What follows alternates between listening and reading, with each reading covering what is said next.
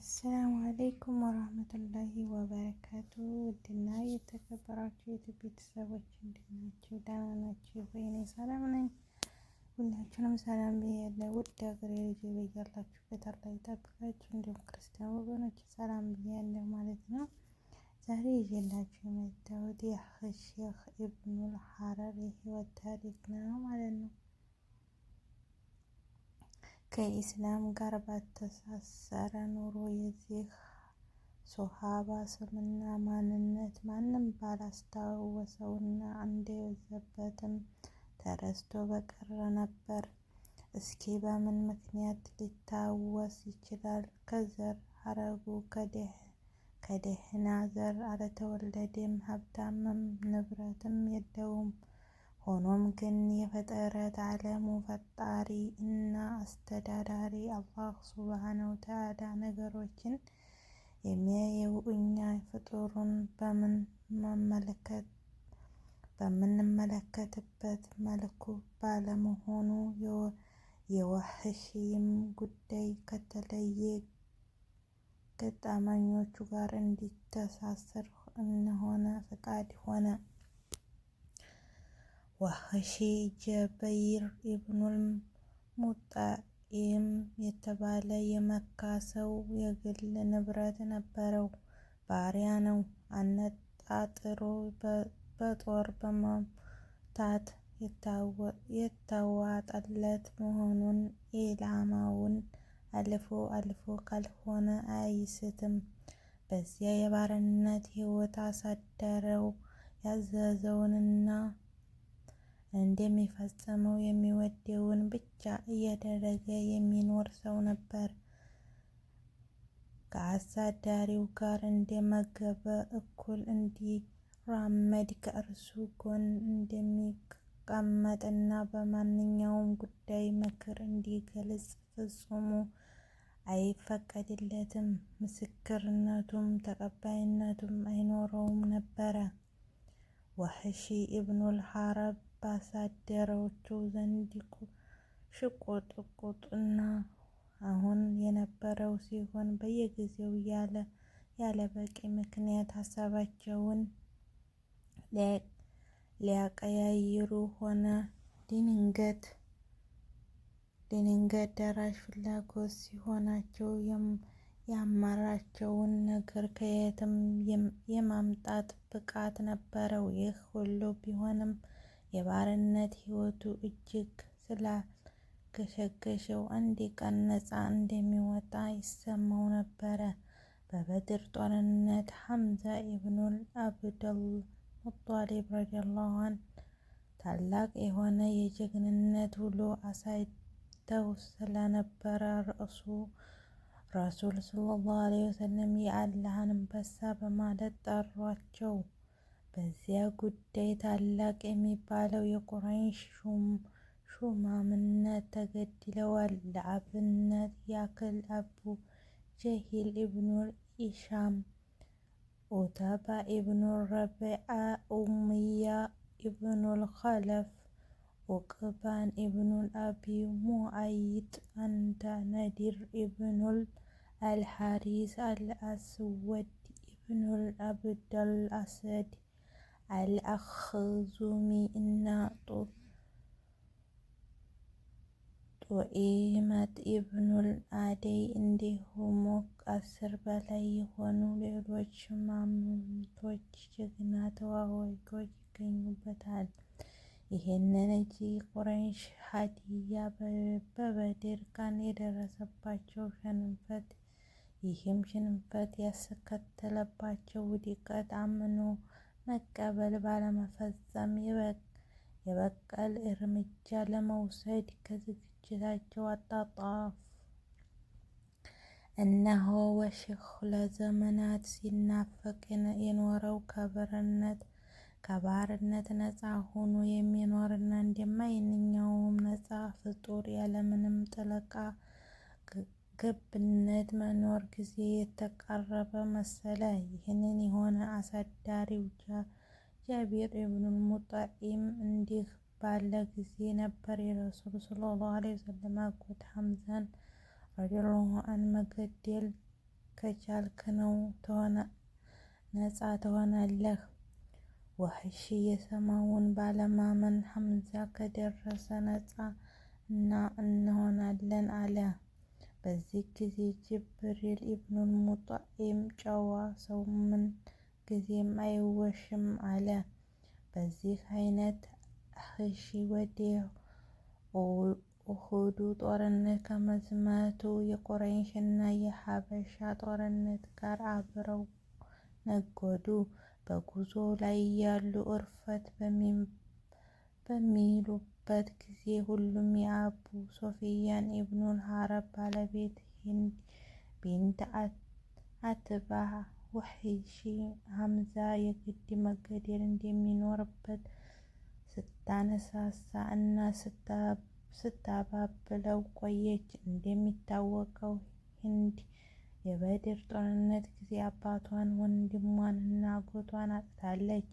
የቁረይሽ ጦር ወደ መዲና በተፈጠረ ጊዜ የአላህ ውድ የጆሮ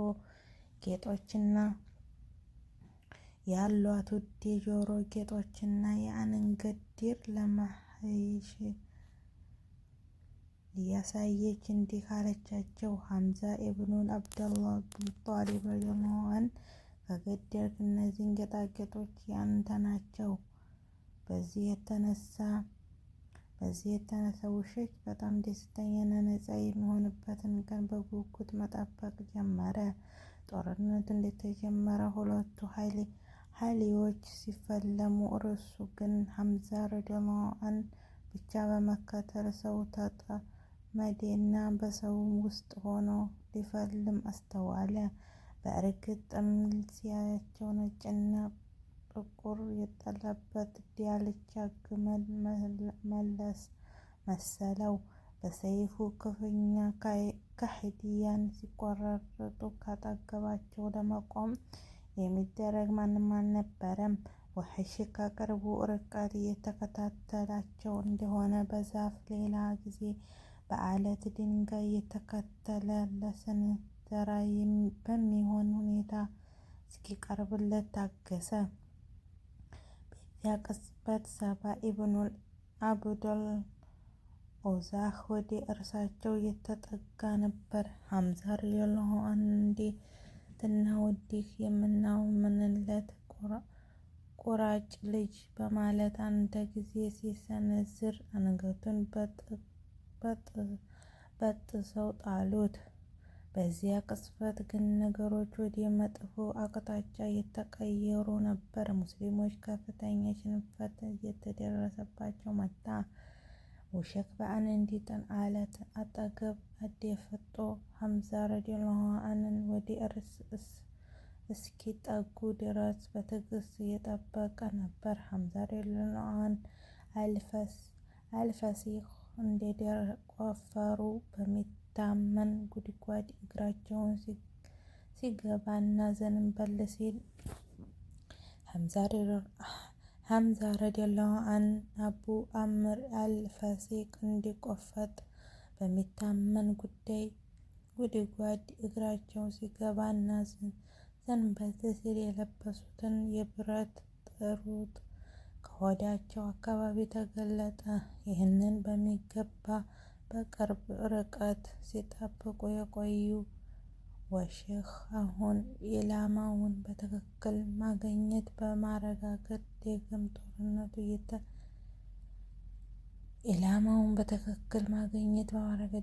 ጦርነቱ እየነቀነቀ አነጣጠረ። ከዛም በኢላማው አንጻር ኃይል ወሬውን ውጤቱንም በጣም አሳዛኝ የሆነ ክስተት አስከተለ። አዎ የአላህ አንበሳ አሰደላህ እና ተወዳጅ የነቢዩ ሰለላሁ ዐለይሂ ወሰለም አጎትና የጥቢ ወንድም በዚህ ሰው የተወረወረባቸው ጦር ከሆዳቸው አካባቢ ገብቶ በእግራቸው በኩል ብቅ አለ። በዚያ ቅጽበት ሐምዛ ረዲየላሁ ዐንሁ ወህሺ ለመሄድ ሞክረው ነበር። ሆኖም ግን ጉዳዩ ከባድ ስለነበር መንቀሳቀስ አልቻሉም። ወህሺም ሁኔታቸውን ራቅ ብሎ ሲከታተል ቆየና ኋላ መሞታቸውን እንዲያረጋገጠ ወደ ጀናዛቸው በመጠጋት ጦርነቱን ከአካላት ስቦ ካወጡ በኋላ ወደ መጣበት ተመለሰ። በኋላም ወደ ጀበል ሂር በመሄድ ነፃነቱን ይሰጠው ዘንድ ጠየቀ። ሂንድ ቢን ኡተባንም አግኝታቸው የምትወደውን ዜና ትነግርህ እንዲህ አለች። የሐምዛ ሬዲዮን ጉበት ማግኘት ፈልጋለሁ። የአቢሲኒያውን ሀበሻውያን ባሪያ ህዌ የዚች አጋር ሴት ያልተገኘን እንዲያሳ ፈላጊ ማሟላት ነበረበት። የሐምዛ ሬዲዮን ጉበት ወዲያቸው ቀዶ በማውጣት ከሰጣት በኋላ በመላሹ የጆሮ እና የአንገት ጌጧን ተረከበ። ሂንዱ የሐምዛ ሬዲዮን ጉበት ወደ አፏ ወስዳ ልታላምጠው ሞከረች። ዴሩ ግን ተስማሚ ስላልገኘሁ ተፈችኝ። እርሷ መስሏቸው አጋር የሆነችውን ሴት ሌላ ቀርቶ ለእጃቸው እና ለአንገታቸው ጌጥ ይሆን ዘንድ የሚችል ሙስሊሞች አፍንጫና ጆሮውን ሲቆርጡ ታይተዋል። ወሺህ ወደ መካ እንደተመለሱ ጁበይር ቢን ሙጠዒም ቃሉን ጠብቆ ነፃነቱን አጎናጸፈው። ይህንን ሆኖ ከዓመታት በኋላ ኢስላም እየተስፋፋ ሲመጣ መካ በመሐመድ ሰ.ዐ.ወ እና በተከታዮቹ እጅግ ወደቀች። እሳቸውን አጠቃላይ የሆነ ምህረታቸውን ሲደረግ 8 ሰዎች ግን ይህንን እንደማይመለከታቸው ተናግረው ነበር። ከዚያም ሰዎቹ አንዱ ወሕሺህ ኢብኑል ሐርብ ይህንን ሲሰማ ወሕሺ ወደ ጧኢፍ እግሬን አውጭኝ አለ።